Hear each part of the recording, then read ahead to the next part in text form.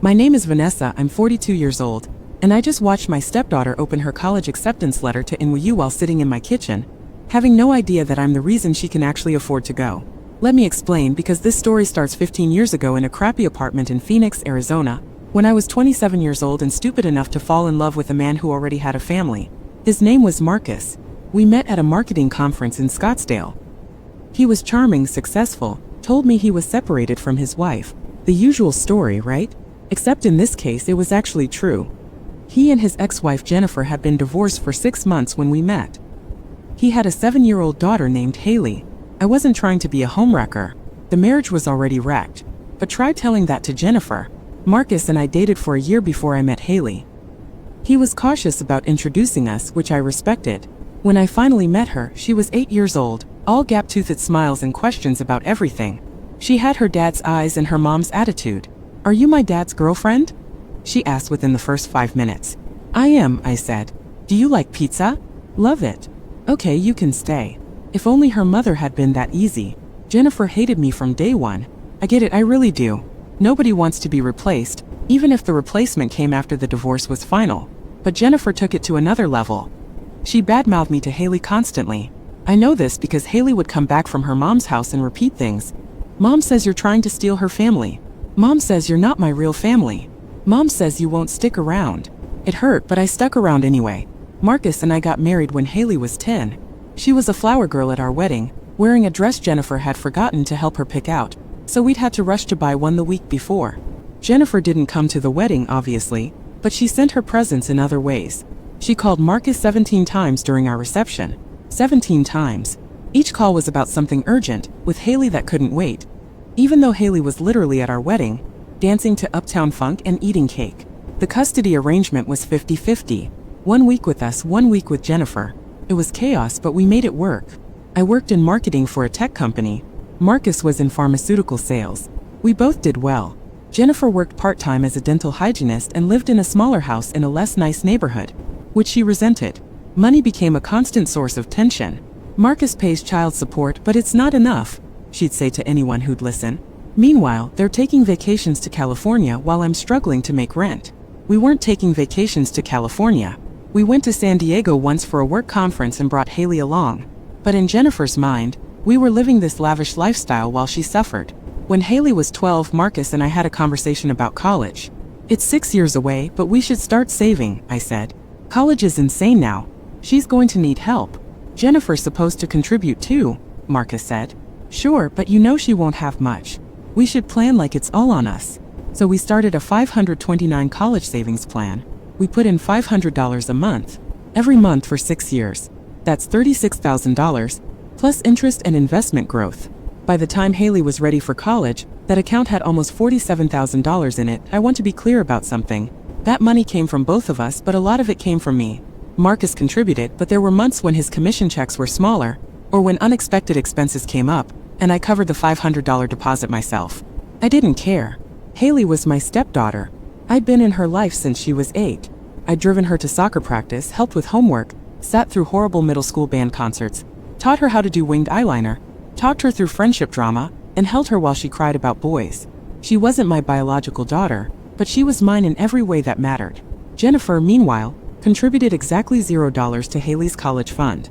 She said she couldn't afford it, but she could afford a new Coach purse, regular trips to the salon, and a lease on a BMW she had no business driving. "I deserve nice things too," she'd say when Marcus confronted her about not saving for Haley's education. "I can't be expected to give up everything." Nobody asked her to give up everything. Just contribute something. Anything. But she didn't. When Haley was a junior in high school, the college tour started. We visited ASU, University of Arizona, some schools in California. Haley fell in love with NYU. "It's in New York City," she said, her eyes shining. "Can you imagine? I could study journalism and actually be where everything is happening." My heart sank. NYU is expensive. Like $80,000 a year expensive. "That's a reach school, sweetie," Marcus said gently. "Let's make sure you have some backup options." But I saw her face. She wanted it so badly. That night I did the math. With the $47,000 in the 529, some financial aid, student loans, and help from us for living expenses, we could maybe make it work. It would be tight, but possible. "If she gets in, we'll figure it out," I told Marcus. He looked relieved. You're amazing, you know that? I did know, but it was nice to hear. Then everything fell apart. Last November, Marcus came home from picking Haley up at Jennifer's house. He looked pale. We need to talk, he said. We sat at the kitchen table. He wouldn't look at me. Jennifer knows about the college fund. Okay, so what? She's claiming she's entitled to half of it. She says since it's for Haley, and she's Haley's mother, she should have control over how it's used. I laughed. Actually laughed. That's insane. She didn't contribute a single dollar. She doesn't get to control it. I know. I told her that. But she's threatening to get a lawyer. Let her get a lawyer. We have documentation of every deposit. Her name isn't on the account. She has no legal claim. Marcus rubbed his face. It's not that simple. She's telling Haley that we're keeping college money from her. That we don't want her to succeed. My stomach dropped. What? Haley's upset. She thinks we've been hiding money from her. Jennifer made it sound like we have this huge fund we're refusing to share. I felt like I'd been slapped. I'd spent 6 years putting money aside for Haley's future.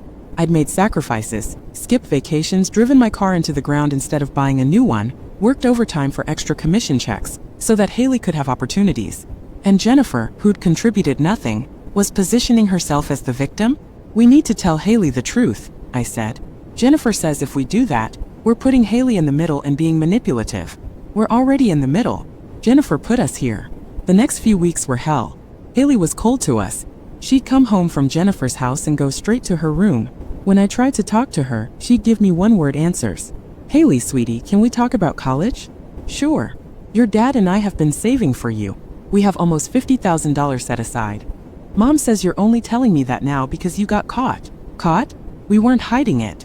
We were waiting until you were applying to schools to tell you the exact amount so you could plan. Whatever. She walked away. Jennifer had poisoned her against us. Against me specifically. I found out later that Jennifer had been telling Haley that I was the reason she couldn't have nice things. That Marcus would have more money to give Jennifer if he wasn't married to me. That I was selfish and controlling and never really loved Haley. It was like getting stabbed repeatedly. Marcus tried to mediate. He sat Haley down, showed her the bank statements, proved that Jennifer had never contributed. But Mom says she couldn't afford to because Dad doesn't pay enough child support, Haley said. Haley, I pay exactly what the court ordered. Your mom chooses how to spend her money. Vanessa and I chose to save for your future. Why didn't you tell me about it? We were going to tell you when you started applying. We wanted it to be a surprise. She didn't believe him. Or she didn't want to believe him. Because believing him meant accepting that her mom had been lying to her. By January, when college acceptance letters started arriving, Haley and I barely spoke.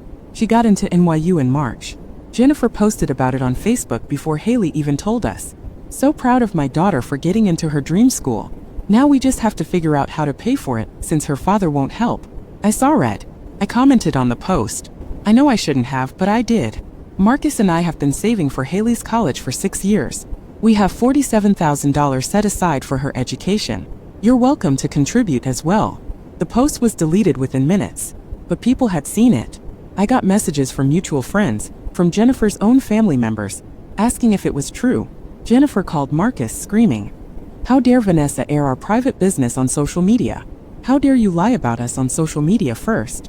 Marcus shot back. It was a whole thing. Ugly and public and awful. But something shifted. Haley came home from Jennifer's house the next week and knocked on my bedroom door. "Can I talk to you?" "Of course." She sat on the edge of the bed, picking at her nail polish. "My grandma called my mom," she said quietly.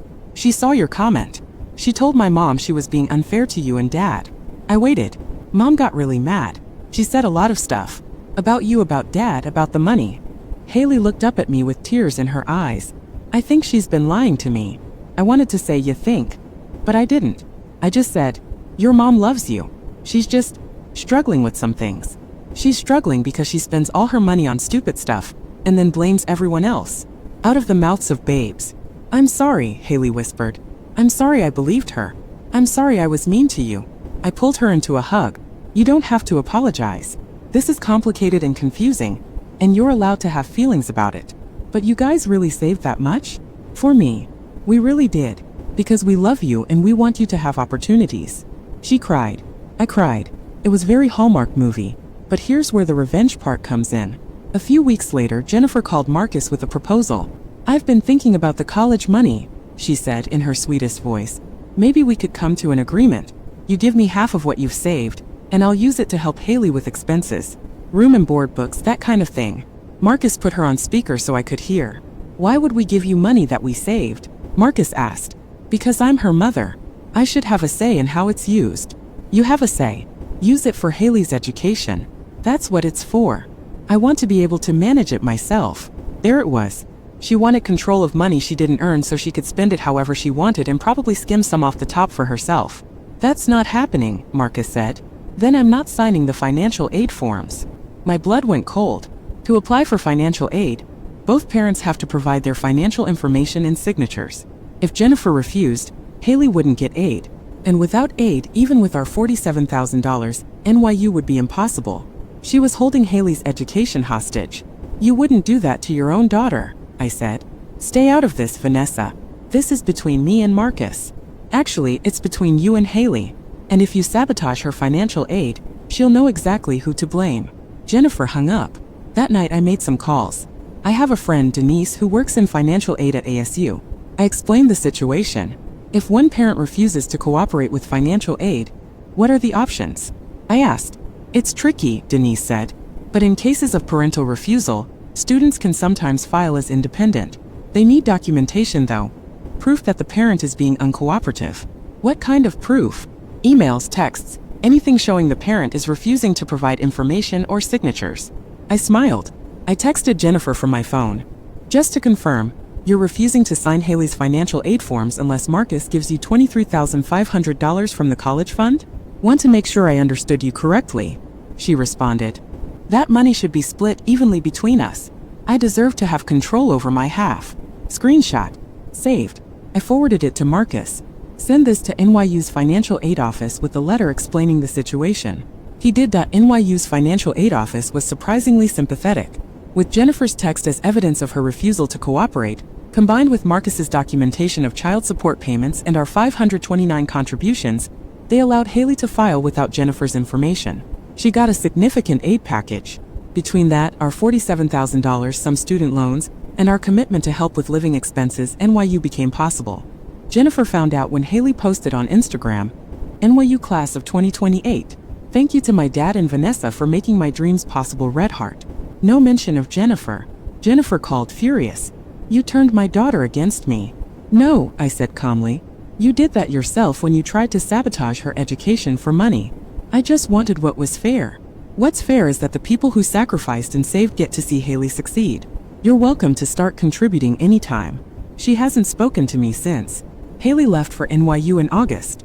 We helped her move into her dorm, a tiny room in Founders Hall that cost more per month than my first apartment. As we were leaving, she hugged me tight. Thank you, she whispered, for everything, for saving, for fighting, for not giving up on me even when I was awful. You weren't awful. You were confused, and I could never give up on you. I know Mom's probably never going to apologize or admit she was wrong. Probably not. But I want you to know that I see it now. Everything you did, everything you've always done, that was worth more than any apology from Jennifer ever could be. It's been 4 months now. Haley loves NYU. She's thriving. She calls us every week, sends pictures of the city, talks about her classes and her friends and her internship applications. She doesn't call Jennifer as much. That makes me a little sad actually, because despite everything, Jennifer is still her mom. But actions have consequences. And Jennifer's actions, the lying, the manipulation, the attempt to sabotage her own daughter's education for money, those consequences are a daughter who finally sees her clearly. As for me, I'm not paying for Haley's college to win some competition with Jennifer. I'm doing it because Haley deserves it. Because I love her. Because 15 years ago, I met a gap-toothed 8-year-old who asked if I liked pizza, and I've been showing up for her ever since. The college fund didn't disappear, but Jennifer's credibility did. And honestly, that's the sweetest revenge of all.